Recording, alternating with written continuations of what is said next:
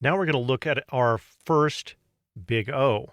And I start with O of n, not because it is the most efficient or least efficient big O, but because I think it's the easiest to explain, easiest one to get your head around. So we're going to explain this with some code. So we're going to create a function that we're going to call print items. We're going to pass it a number n, and we're going to have a for loop that runs n times. And then we're going to print I from the for loop. Pretty simple. So let's flip over to VS Code and have a look at this.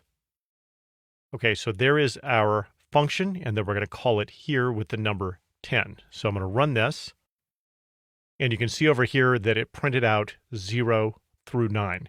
So there were 10 items that were printed to the screen. So let's flip back.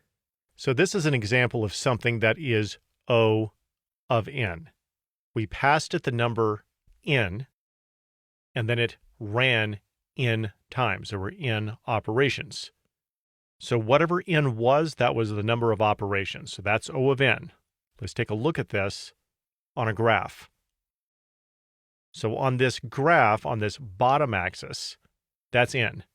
And on the other axis, this is the number of operations. So O of n is always going to be a straight line. It is what is called proportional.